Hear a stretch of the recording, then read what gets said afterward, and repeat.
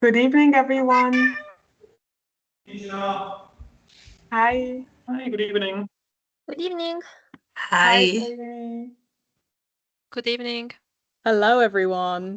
Hello. So we're going to start in 1 minute, I guess. So if you could please, everyone, keep muted so we don't have any background noises. And then I will leave the floor to Amy. I'm just going to wait a little bit so everybody's here, and then we're going to start. Thank you everyone for joining. It's a pleasure to see you here. If you'd like also to turn on your cameras, that would be great.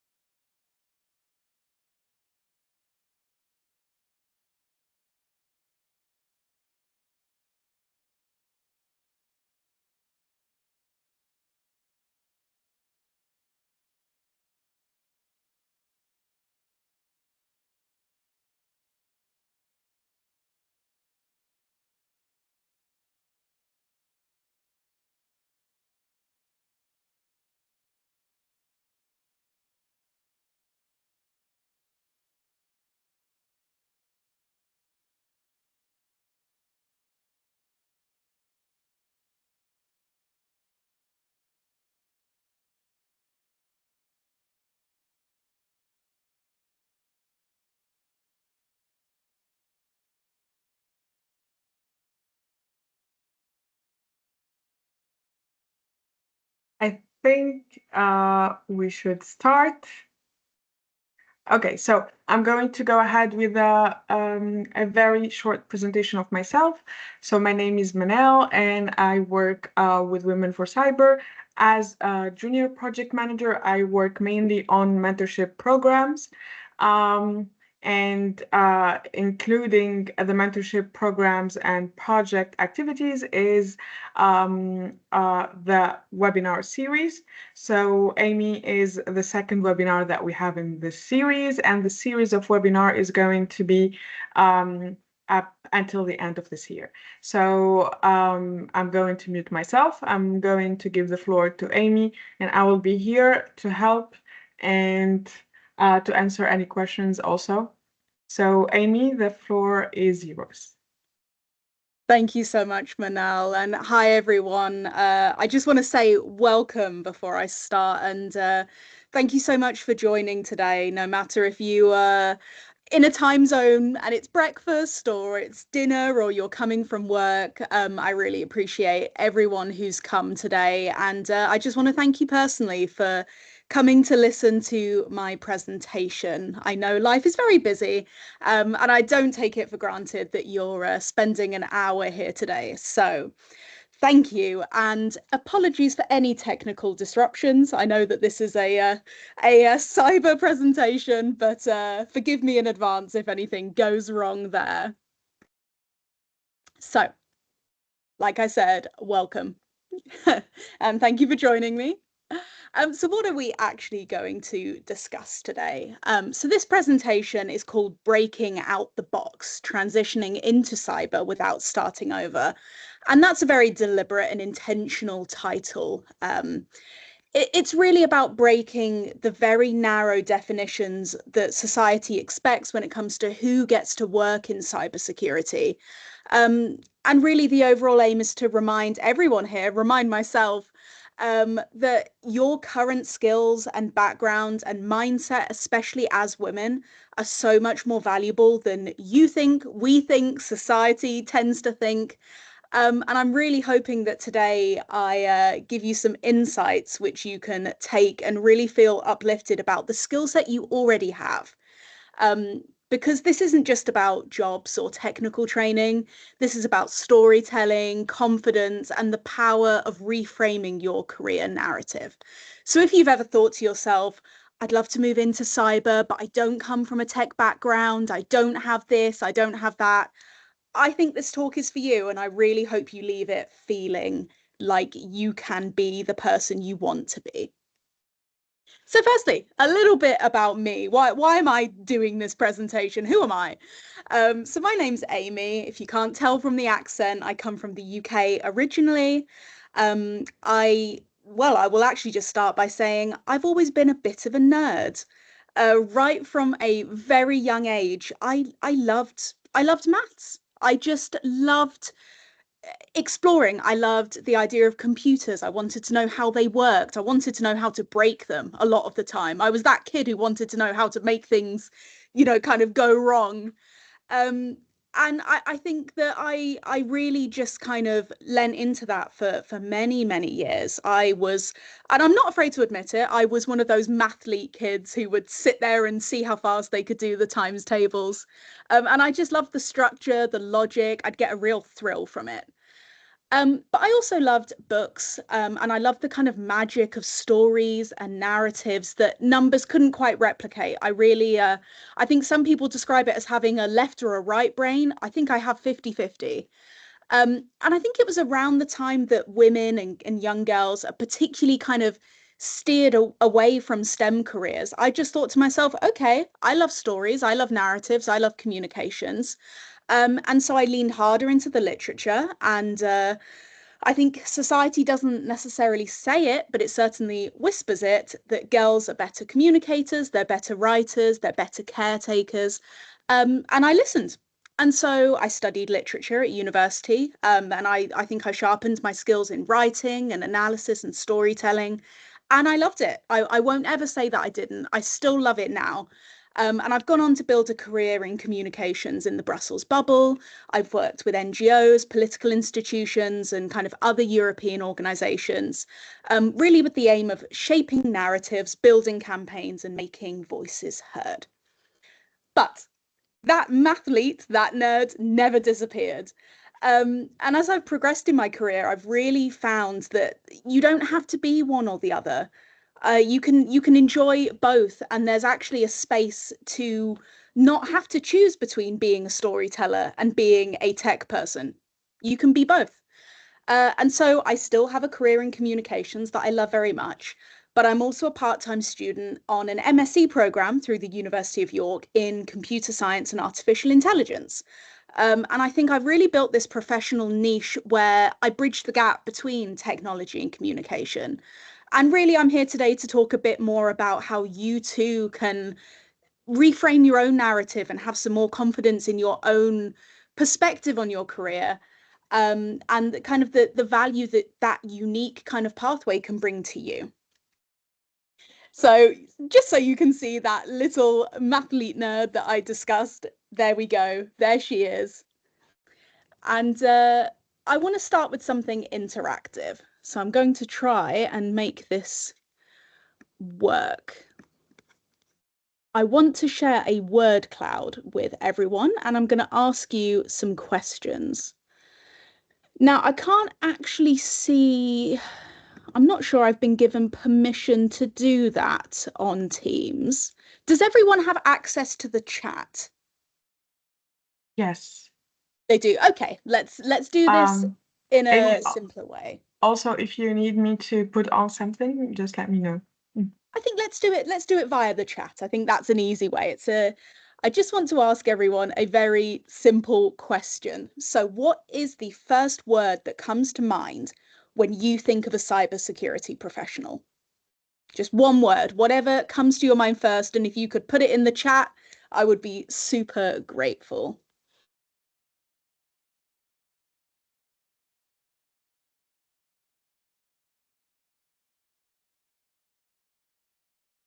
Okay, perfect. So we've got some great words coming in. Men's world, nerd, hacker, future, geek, IT, digital, internet, risk management, men, technical, security, management, tech, introvert. These are really great. Smart. Yep. I'll give it just a few more seconds and see what else comes in.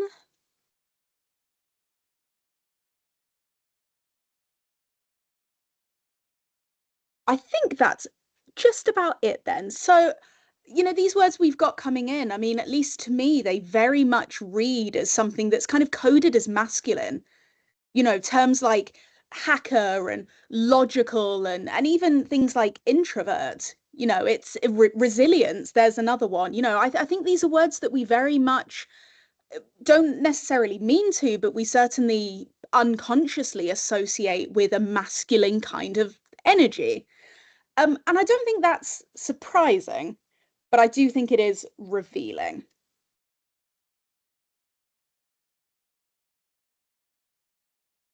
There we go. So like I said, did these results surprise you? They didn't surprise me too much. So I want to go into kind of some statistics and some interesting figures that perhaps will enlighten us on why these words are the ones that we've come up with.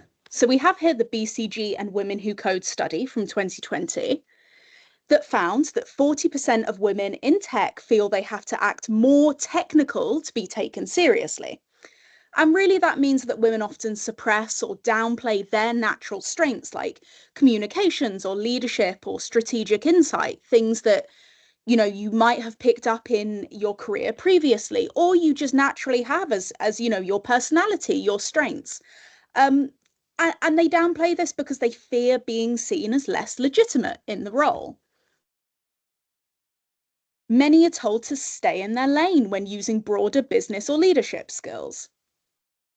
Women have to demonstrate competence constantly just to stay in the room. And I think that kind of compares to the rather unspoken assumption that men are often competent until proven otherwise, whereas women aren't competent until proven otherwise. So we have another study here. We have the Accenture and Girls Who Code report, also from 2020, on resetting tech culture. And like I said, many women feel they had to prove their technical competence constantly, whilst men were assumed competent. And we have another one, the LinkedIn Gender Insights report from 2019. Women are less likely to include soft skills such as leadership, strategic planning, communication in their LinkedIn profiles than men, despite often being better rated in peer evaluations. And I think that really kind of shows that there's a systemic issue here when it comes to silencing the skills that women do often possess more. But here's where it gets pretty interesting. A major study, Cybersecurity Hiring Priorities by the ISC Squared, in 2022, they're the world's leading cybersecurity certification body, they found that 44% of employers said soft skills like communication, teamwork, leadership are more important than certifications or degrees when hiring junior professionals. And it's, I think, that really says everything. That's the vast majority. Only 23% of hiring managers prioritize technical certifications as their top concern. That's 1 in 5. 1 in 5 prioritize the technical over anything else. And yet when we look back at the way that women tend to communicate about their skills, I think we're seeing a bit of a gap there. And 37% of cyber professionals do not come from an IT or computer science background originally. That's more than 1 in 3. And I think this is the most interesting statistic for me. This is the one that I really find the most interesting. Many cyber incidents result not from technical failure, but from failures in communication, risk understanding, and user behavior. So, in other words, the problems in cyber today aren't even necessarily technical themselves. They're human. And that's where so many of us thrive, and so many of us women who have pursued other careers originally, who have pursued the kind of, I would say, skill sets that we're encouraged to pursue. There's something there that perhaps is going to work for us. So what does all of this mean? I've shown you a load of statistics and figures, and I've thrown it all together. So we have a need for a certain set of skills. We have a need for people that can understand human behavior, that possess strategic insight, leadership, and then there's a group who actually possess them. So what's the issue? Surely, wouldn't it make sense? Hey, we have a group, we have a need, put it together. But only 24% of the global cyber workforce are women. 60% of women report feeling discouraged from applying to tech roles due to self-doubt or a lack of role models. And really, to me, that doesn't seem surprising. I think we probably all resonate in the same way. And why does this matter? I think it's really comes down to when you don't see yourself represented, you start believing that space isn't for you. And that's how we really perpetuate a culture that keeps brilliant, talented, absolutely wonderful people on the sidelines. And not just them being actively pushed away, but also them pushing themselves away because they don't feel like there's a fit. So let's be honest, we have all seen the stereotypical image of the cybersecurity expert. Here it is. This is an AI generated one, but I think very much we've probably all seen this before. Someone alone in a dark room, typing furiously. They're usually male, they're often white, and they almost always have a hoodie on. But that's just not the kind of person that necessarily is wanted in cybersecurity anymore. We don't want these dark rooms. It's time we updated that image. Because when you see an image like that, why is that what we picture? And why does that young girl see that image? And where is she going to fit into that? So let's kind of go on a bit to the myth of the perfect candidate. Amy, Oh, yeah. I'm sorry to interrupt. Apparently we have a problem, so some of us cannot see the presentation. Oh no, oh no. Would it help Yeah. if I So maybe I'll try upload it myself. yeah, and sure. If I see- stop sharing, then I can Okay, so for the ones who are using for the browsers, some of them it works for them, others don't. For me, I'm using the browser, it works fine, but we'll see. So just a moment, I'm going to upload it from my end. I feel safe that I apologized for any technical issues in advance, so we are covered. Yeah. So, where is it? Okay, meanwhile, I'm trying to do it. Could you please share it again, Amy, and see if it works again? Yeah, sure. Do you have it in a form other than PowerPoint? You're sharing it in a form of PowerPoint, right? I am sharing it as PowerPoint. Okay.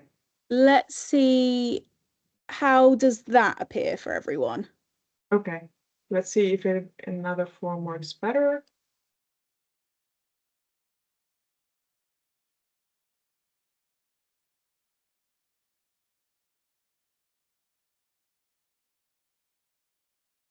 Don't know if it's working better for... So apparently not. Huh. I'm sharing the link though to the presentation, but still we want it to be accessible to everyone without using. So does the link that I shared work for the ones I shared with? Yeah. So for the rest of us, it works fine. Just Perfectly tell us when fine. you change slides. Yep. I will do my best to say slide change. I'll do that myself, so don't worry. Oh, So. perfect. Okay, great. Thank you. Thank you. Okay, so I will dive back into it. So we want to focus on the idea of the myth of the perfect candidate. And, well, spoiler alert, they simply don't exist. I think we've been conditioned to believe there's one ideal profile, like a person who ticks every box on a job description. And I'm sure, when you look at a job description and you read through and you think, okay, they're going to hire the person that every single point they can tick. this many years of experience, this technical skill, this coding language. But that's not actually necessarily the way that it works in practice. So the HP internal report actually says that men apply for jobs when they meet 60% of qualifications on average, whereas women wait until they meet 100%. And I've fallen prey to that myself. I very often, even if there's one point on a job description, I won't apply because I'll think, oh, I don't possess that skill, they won't want me. But men are actually only waiting until they reach just over half before deciding to apply. And that's a huge gap. And I think it's rooted in how we interpret job specifications. Women see them as checklists, and they think if they can't tick every single box and more, that they're not ready. But here's the truth. Job specs are wish lists. They're not mandates. And hiring managers often write them with an ideal in mind, but what they really want is someone who can grow into the role and solve problems and bring fresh perspectives. So this is a quote from Tara Moe, who says, "Women often view job specs as checklists, not guidelines. This leads them to undervalue transferable or soft skills they may already have." And that's where these transferable skills come in. Things like leading people through change, explaining complex ideas simply, managing crises and seeing the bigger picture. And I think it will probably resonate with a lot of women here that you'll be thinking, that's something I do every day. Is that considered a skill? Especially if you've worked in kind of education or healthcare or communications roles like myself, you'll be thinking, yeah, but I just do that. Is that a skill? And in the STEM kind of tech industry, yes, it is. And it's quite a rare skill to have. So how do we shift this narrative? And I think it's a mixture of both an external and an internal narrative. We have to own up to our skills. We have to take it back. We have to not downplay our own experience and our own roles, especially if we're transitioning into tech and feeling subconsciously that our experience has somehow put us behind. We need to see ourselves as builders and not beginners. And we need to show up as the version of ourselves that we're becoming and not just the person we want to be or have been instead of the actual skills that we possess. What do we need to acknowledge? I think that's the question we need to ask ourselves. Next slide. So I think this is kind of really where we're going to go into the most powerful tool that you can possess in changing this narrative. And that is having a career narrative. So a resume tells people what you've done, really just in a very concrete way on paper. These are the jobs I've had. These are the years I worked there. But instead, a narrative tells them who you are and where you're headed. And it's how you connect the dots between where you've been and where you're going. Who are you and where do you want to go? And it's the connective tissue that links your past experience with your future ambition. And it's what allows people to believe in your potential. People believe in stories. They relate to them, they understand them, and they see themselves in them. How often have you seen a TV show? And let's take, for instance, talent shows. There's talent shows in almost every country. For me, it's Britain's Got Talent. I know there's America's Got Talent. There's all sorts. The person that ends up winning is the one who has a real narrative. Who are they? Why are they doing this? Where are they going? What would winning mean to them?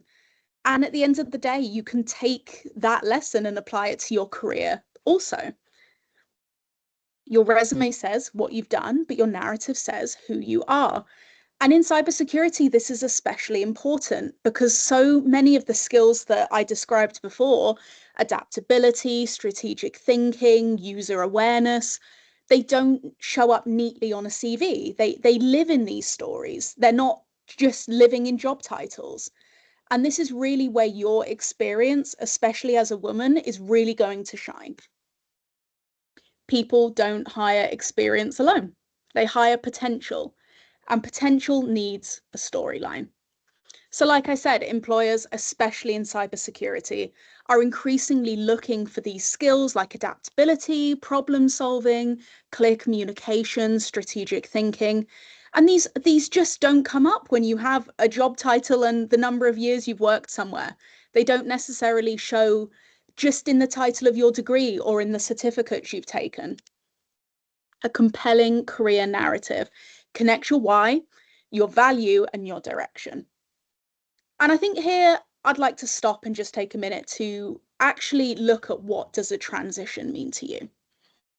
So when you're thinking about this narrative, and this is actually something that really personally happened to me, I think sometimes we think in these big picture ideas of, okay, I want to enter into tech.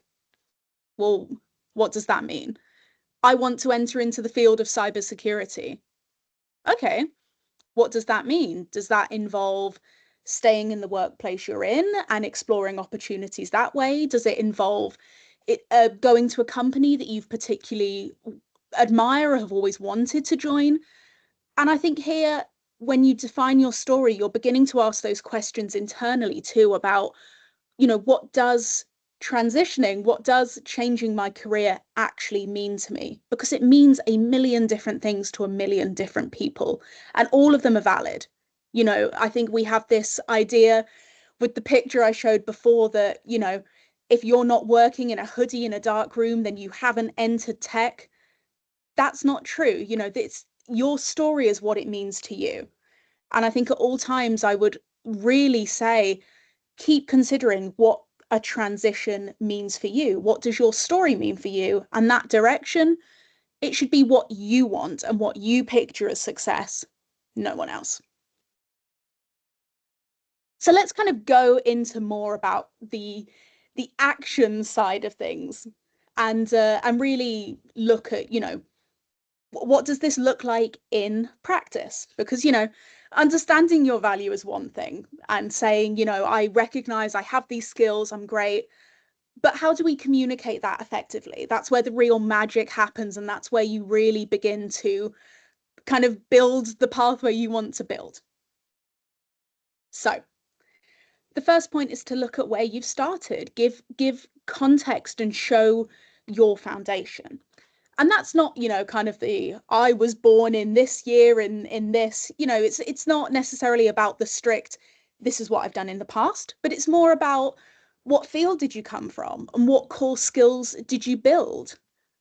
So here's an example. I started my career in education, where I learned how people absorb complex ideas and how to communicate clearly in high pressure environments.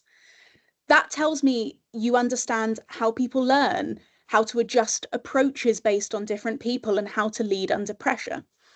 And really, it's that kind of framing that matters here, and that's really kind of what I mean by my whole presentation of breaking out the box.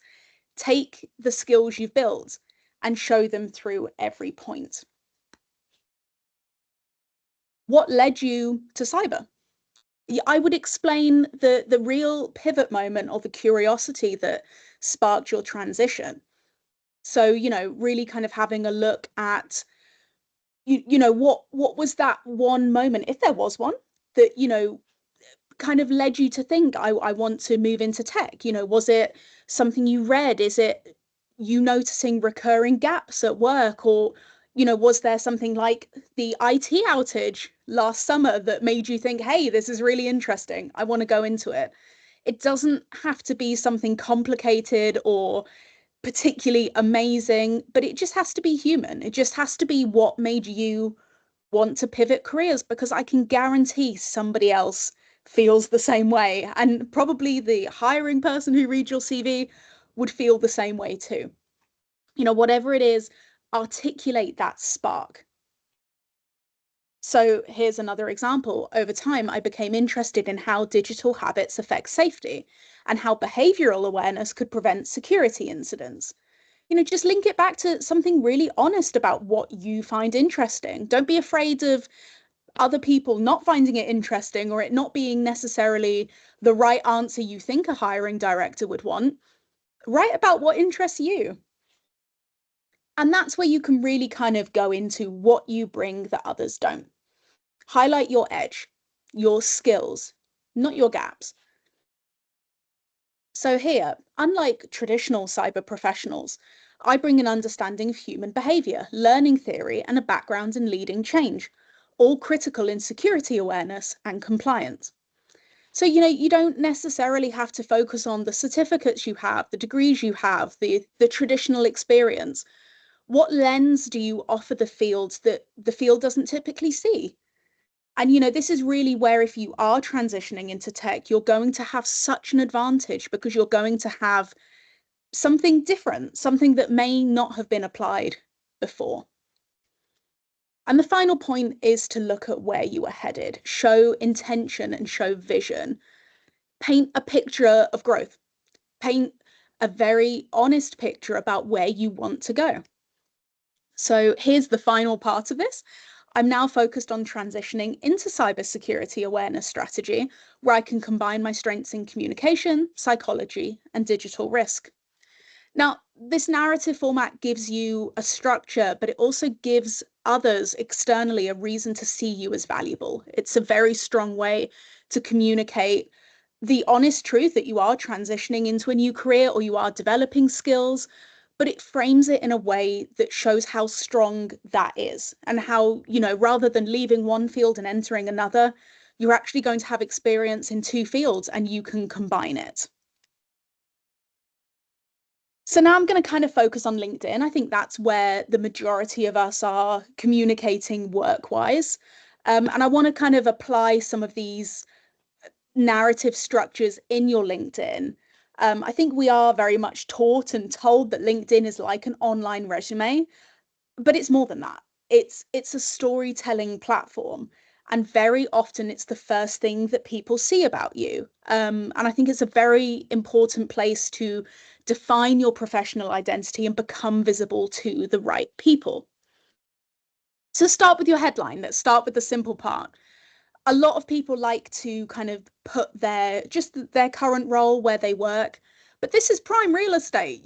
Don't necessarily just put working as so and so at X. You can put that if you really feel like it defines you, but at the same time you can add a value statement. Now, what I mean by that is something like bridge between people and digital risk, future cyber awareness lead, former educator. In a very short amount of words, I think you have a very good picture of who that person is. And like I said before, where they want to go, where they've come from, and what skills they bring that you might not necessarily see in the field. It shows both what you do and where you're going, and it's only in the headline. And that would make you want to click on that profile. And that's really, when you have these kind of short headlines, this is what you want to do with it. You want someone to be interested enough to click on your profile. So let's say that worked. Let's say they go, oh, that's interesting. I wonder what they're doing. You go to the about section. Turn it into a short personal pitch. I'm sure you've heard the term elevator pitch before. Show personality, show your values, show your trajectory. It's about you for a reason. And just don't be afraid to sound human. So here's mine, actually. So here's me in a nutshell, a unique blend of communication, creativity, and a nerd's love of artificial intelligence and machine learning. With an academic background in AI and ML, I've developed a keen understanding of how these technologies can be leveraged to enhance and streamline communication strategies, making them more personalized, efficient, and impactful. I'm a storyteller at heart, with a talent for bridging the gap between technical expertise and effective communication.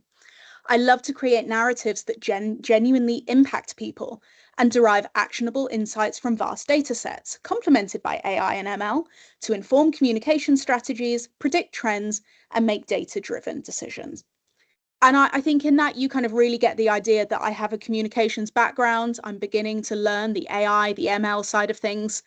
And to me, if somebody read that out to me, like I just read it out here, I wouldn't feel embarrassed or that, oh, maybe I'm overselling myself. Put something up you feel confident in, and you should be, celebrate your achievements. I know it's very hard for women a lot of the time to feel like they can, and it's something that I experience every day, kind of that imposter syndrome, but, own it, own it. So now you can kind of really go on to your experience description. So the part where you consider your actual jobs. Now, a lot of the time, I think we upload our job experience and we never touch it again. Jobs from the past, we kind of just go, okay, that was my job description. I'm going to leave it as it is. You don't have to. You can go back and change it, because you can go back and talk about the transferable impact that job has on either your current role or where you want to go.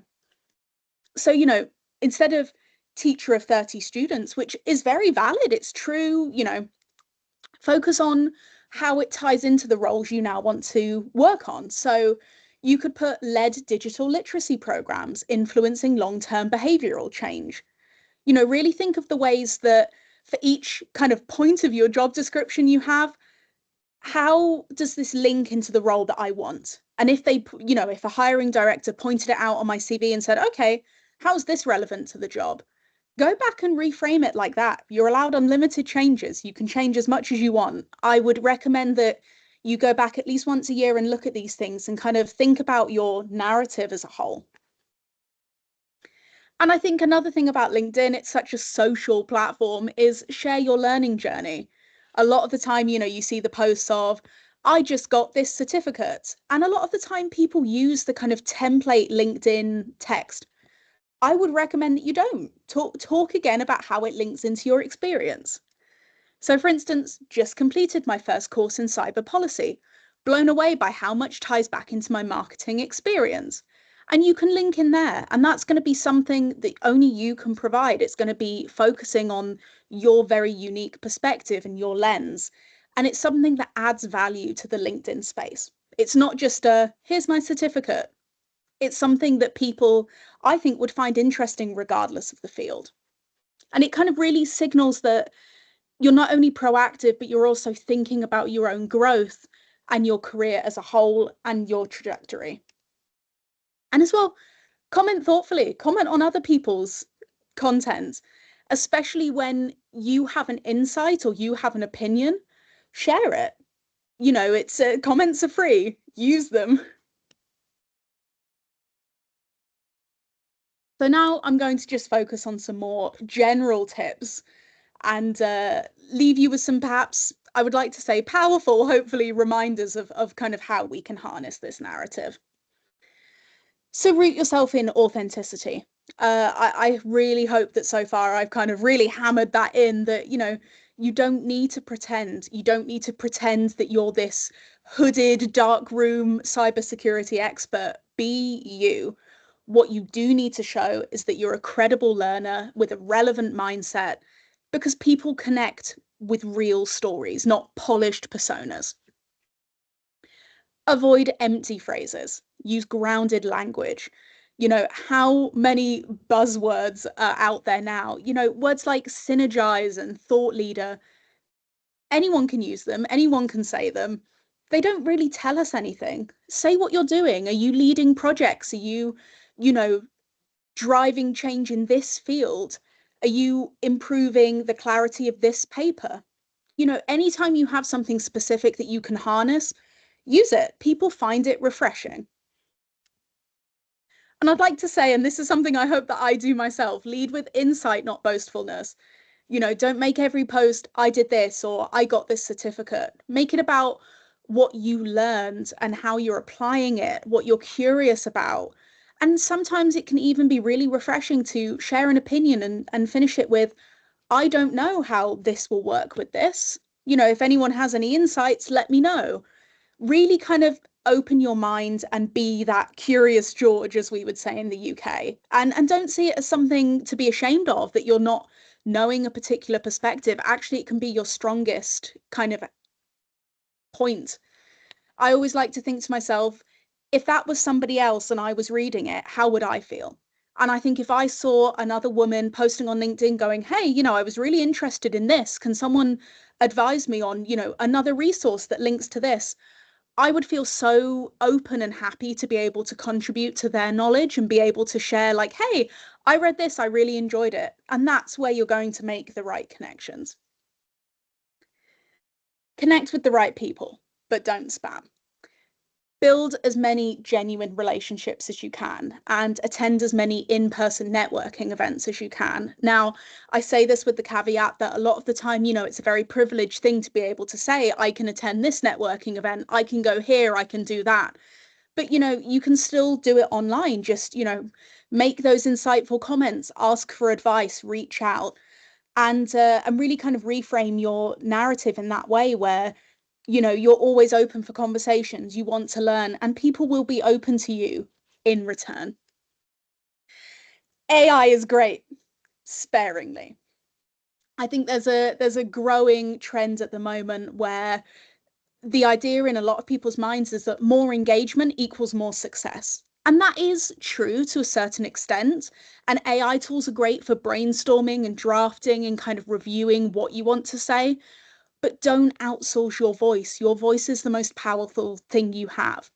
If your comments very obviously read as AI, or if you're taking someone's post and saying, hey, ChatGPT, give me something smart to say, a lot of the time it's kind of picked up on and you're missing out on the most valuable thing for you, which isn't a technical answer, it's your unique perspective.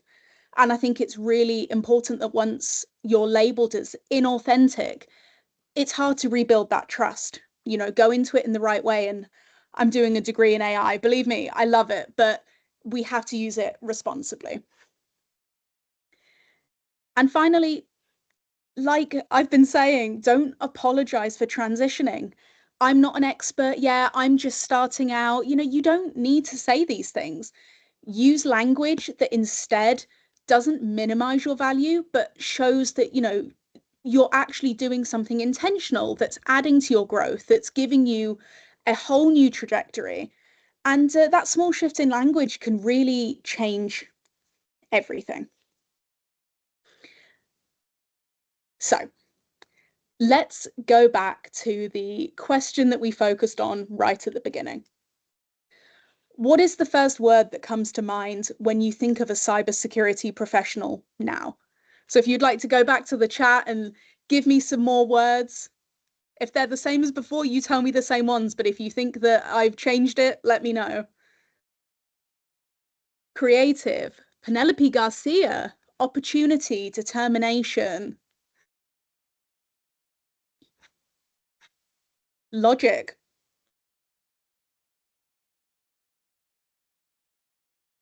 critical thinking.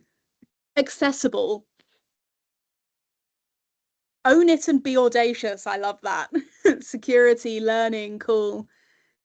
These are really great. And I'd like to be optimistic and say I'm seeing a little bit of a shift there in the way that we're kind of using this language and those words that we're now using to describe cybersecurity professionals. The importance of soft skills, human behavior insights.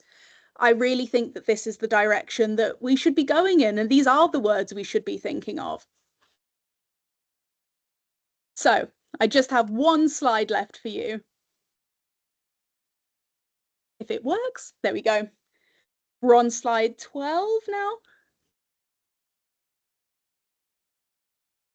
I see it in the chat. Okay, so let's wrap this up with some key takeaways. You don't need to start over, you just need to reframe. Everything you've done so far can be an asset in cybersecurity in your future if you learn to tell the right story about where you've been and where you're going. Soft skills are not soft, they're valuable. Skills like communication, leadership, empathy, behavioral insight, we are expected to just have them as women, but they are not a given. They are rare, especially rare in male-dominated fields. Celebrate them. You really, a lot of women just do not know the power they have by just having these skills innately. The myth of a perfect candidate is keeping women out. You do not need to meet 100% of the criteria. You need to start showing up as the person you're becoming now. And that a lot of the time is going to be enough. Your LinkedIn isn't just a resume, it's a narrative. Use it to share who you are, what you're learning, what excites you, what you're curious about, and not just kind of what you've done. Really harness that very powerful networking tool. You're not an outsider in tech. You are the future of it. You're a much needed perspective in this space, and cybersecurity needs voices that see the human side, that connect the dots that other people are going to miss, and people that can lead with clarity and with care. Cybersecurity needs voices that think differently, and that might be you. And that is it from me. I think now we'll go to a Q&A, but before we do, I just want to say thank you so much for tuning in and listening. And feel free to ask me any questions. And as well afterwards, you can find me on LinkedIn. You can add me, and I will not consider it spam. And yeah, I guess we'll go now to the Q&A. Manel, I guess you take over at this point. Thank you so much. It was really interesting for me to follow. It's not just being here as a moderator. That's amazing. Thank you so much. Thank you also everyone for attending. And I see that nobody left. Everybody is still here up until the end, which is amazing. So I didn't scare anyone off, huh? No, that's amazing. So I'm going to just go with the first question that we have in the Q&A. Before the Q&A started, it was from Mariah. Mariah, I'm not sure if I'm pronouncing it right. I'm so sorry for butchering the name. So she said, we'll probably tackle Q&A later, but since we're talking about skills and gaps, I'm curious, how can I apply for cybersec jobs without proper education? Is it certificates, courses, or can I get a junior position only with my skills? And I guess she means pre-existing skills. And then I will leave it to anyone who wants to speak. Just raise hands and I will give you the floor. Cool. Yeah, I think in terms of being able to apply for these junior roles, I've seen it happen, and I think as well, don't be afraid to reach out to a hiring director who may have, in that job description, it may say you need this certificate.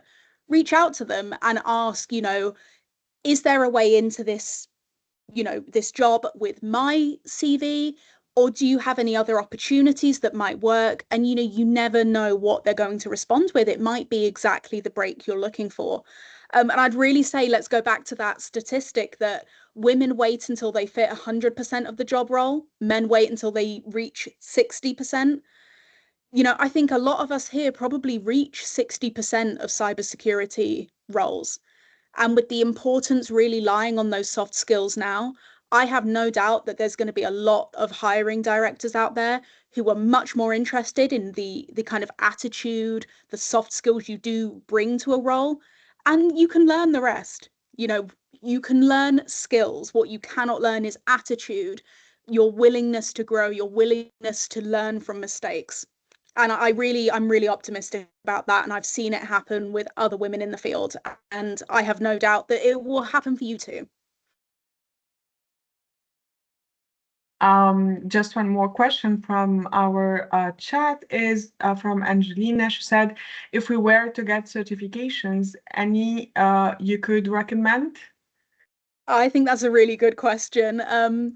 So I'm doing a master's degree. I'd like to think that's pretty much one of the biggest certificates that you can get. And I think it's great in a way because, at the end of it, I'm going to have this piece of paper that is very much, considered to be a good thing. A lot of job descriptions ask for masters or bachelors. But what I would say is that I don't think it's necessary. And I think you should really kind of consider whether the cost in terms of your time, which is valuable in itself. I would look at where I went before and I said, what does a transition mean to you? Define that first and look at the kind of roles you want to enter. Look at the kind of job specs that come with those roles. And I think that will give you the answer between what you have now and what you need. I would also say there are so many free resources out there that are really valuable in terms of preparing yourself for technical interviews or giving you skills. There's so many free ways to learn how to code now. YouTube is full of amazing resources that I rely on to do my masters. And I'm sitting there thinking, hey, these are free. What's going on there? So, don't necessarily think you have to follow that formal route, that formal certification.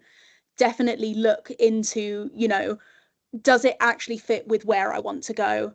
And it may not. That's something I think you have to look at yourself and look at where you want to go and figure out. Thank you so much. We have Serena. If you want to go ahead, just unmute yourself, Serena. Absolutely. Thank you so much. And thank you, Amy, for this presentation. It's so validating to hear your experience and your background, because I actually share the same background as you. And it took me a while. I would just like to say that it took me a while to figure out my place in cybersecurity. The point where I kind of figured it out was when I decided that since I can't get into it, the job market for cybersecurity is a little bit challenging and there's a lot of competition out there. So I'm based in Finland. I decided to bring cybersecurity to my work. So I work in marketing and I decided to bring it there. And it's such an interesting, it opened up a completely new opportunity there for me to tap into. So yeah, maybe just something to add is that we can always bring cybersecurity to our daily lives and there's something to do. And so yeah, that's what I wanted to say. Thank you so much. It's very, very validating. No, thank you, Serena. I think, what you said, it resonates with me for sure. And I'd like to think it resonates with a lot of people. I've done exactly the same. I love my job. I have no intention of going. And I actually have the opportunity, even though I'm on paper a communications manager, I have a fantastic team around me who encourage me every single day. We have a data team who are nothing but the most helpful and insightful people. And I work in aviation, and I think I'm now going to do my thesis actually on machine learning and flight delays and seeing if there's a way to tackle them. And that doesn't involve me leaving my job at all. I really think that, exploring that kind of avenue has been so rewarding for me. And I think for so many others, it would be too if you look at what a transition means for you again. And necessarily, it doesn't mean going anywhere. It actually means, looking at where you are and the opportunities that are there. Can I add something? Yeah, sure. I don't know who's speaking, but Yeah, so my name is Laura. So I would add, like, sometimes it's also perfectly fine to start in first level support. It often doesn't require much experience or many certificates. So maybe that's also a great start yeah, I mean, getting into cybersecurity. Yeah. it's definitely something that, sometimes it's not even about taking a step back. I wouldn't call it that at all. I'd like to think that every role you take teaches you something. And it's just about trying. It's just about exploring and seeing what works for you and what interests you. And also sometimes finding out what doesn't interest you. Sometimes it takes doing a job that you might not necessarily want to do or you might enjoy, just going in with an open mind, just really going in and seeing if maybe, taking that leap, it might end up being the best thing you ever did. Thank you, Amy. We have two waiting. So we have Eunice and then we have Yasmin. So I'm going to go ahead with Eunice, and then when we finish with Eunice, Yasmin, you can go ahead with your question. Thank you very much. I'm so super grateful because a few hours before this webinar, I was drafting my resume. I was actually supposed to apply for an internship last week, but I didn't because I felt my resume wasn't perfect enough. I mean, I was applying for an internship, and then in the process of editing, I thought to myself, no, I have to finish this project. I have to do this. I have to quickly finish up on some certifications that were pending. And so I felt so much pressure, and I had to leave the drafting that I was doing. But it's so encouraging now for me to understand that I don't really have to have everything figured out. And in the section of the skills, I put my soft skills down below and the technical skills that aren't perfect yet, just in front. So it's really an eye opener for me, and I'm gonna just like submit the application tonight. So thank you so much. I'm honestly, I could not have heard anything better. It's so nice to hear that, you're gonna go out and do it, and good luck Thank with you. it. Yeah, I hope it goes amazingly for you. And yeah, you know, celebrate those soft skills. I think we just presume everyone has them and they don't. You know, a lot of the time we have these rare gems that we're not celebrating in the right way. So good luck. Thank you. Thank you. So I think it's Yasmin now. Hello, everyone. Do you hear me well? Yep. Yep. Perfect. Uh-huh. So basically, I am a master's student and I'm doing an Erasmus Mundus joint master's. So basically, I am specializing in software security, but also in IoT security. And I am studying in France. It's in South Brittany, in a city called Lorient. And in this city, there is the big naval and maritime industry. And nowadays, we find out that there's a big market and a big need for cybersecurity specialists in that niche. So also when we're talking about cybersecurity, I think it's also good to go for one niche that the market is open for a lot of people. That makes it easier to integrate that market. And it also gives us opportunities. Why? Because no one is still working on that. No one. So it's easier to integrate those kind of niches rather than focus on general cybersecurity. Because when we're talking about cybersecurity, there's a lot. It could be 200 jobs that you can do while doing cybersecurity. But when you focus on what you actually want to do and what you want to work on, it makes it easier to integrate. It makes it easier to know what kind of certificates you need, what kind of skills are required.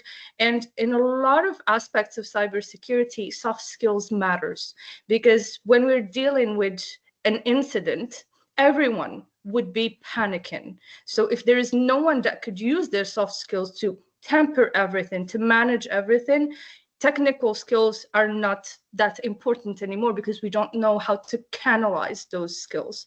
So yes, thank you very much for upbringing that. Yes, soft skills matter. And also, let's just be fearless and apply for those jobs, even though we think that, okay, I'm not enough.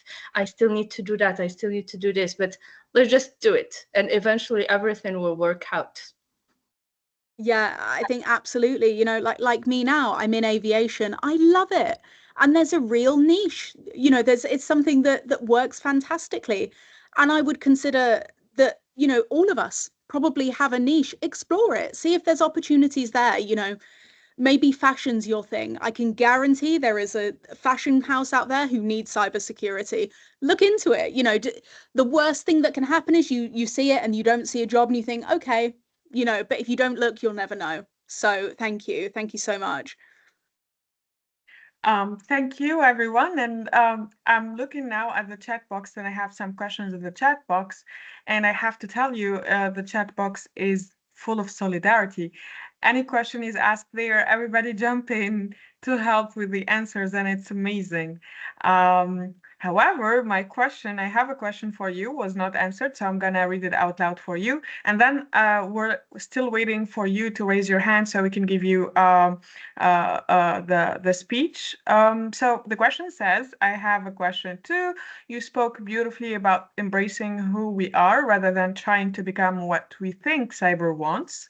But in moments where you felt like an outsider, what helped you keep showing up and stay connected to your why? Well, I think I need to start by saying I still feel like an outsider every single day. I do. And I think part of coming to terms with that is acknowledging that I do. You know, a lot of the time I still feel this constant need to prove myself. Even before I did this presentation, I thought, am I qualified enough to be giving this? You know, like surely there's someone else out there who would do a better job. And I think recognizing that you are feeling that way, recognizing that there are a huge amount of societal expectations on women to feel that way. We're almost encouraged to feel that way. And I think you really just kind of have to take the idea that, would a man be feeling that way? Would the men you know come to you with those thoughts? You know, have you ever heard a man share those thoughts with you? You know, I think in my life maybe once or twice have I ever heard, and I know some fantastic men you know, really lovely, caring, amazing, uplifting men. But they've never come to me and said, do you think I'm qualified enough to do this? You know, do you think I've got the skills for this?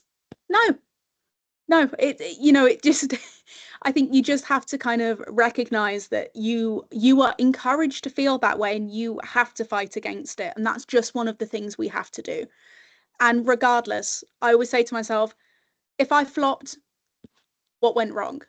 If I was in the middle of this webinar and I began choking on my tongue and I couldn't get anything out, did anyone die? No.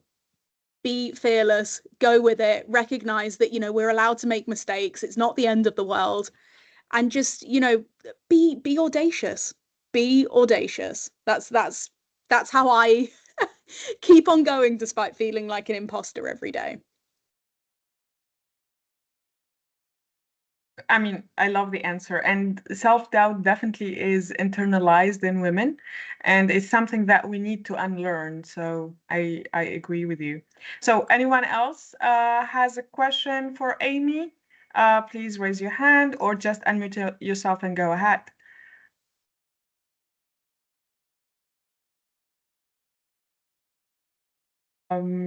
Okay, so I think that's it for the questions. Before we go, I have a very, very, very short survey. It's a feedback survey. It's anonymous. Your name would not show. It's just we need to hear your opinion so I can better myself in preparing these webinars, and we can provide you with each time a better experience with our webinar. So please fill in the one that you have in the chat right now. It takes only 2 minutes, even less. It's very short. And I would be really grateful if you do.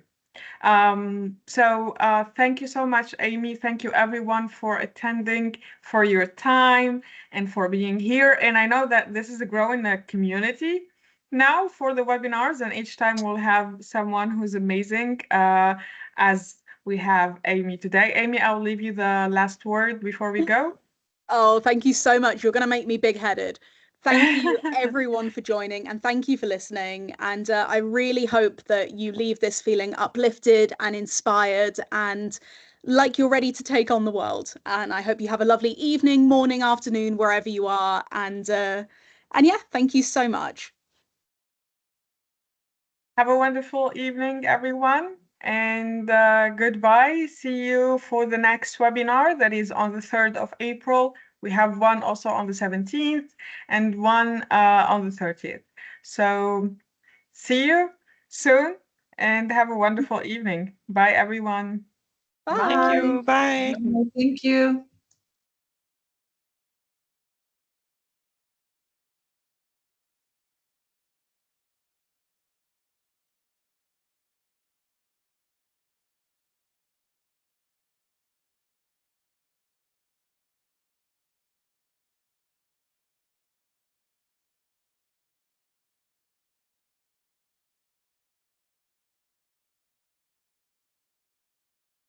You too, Dimitra.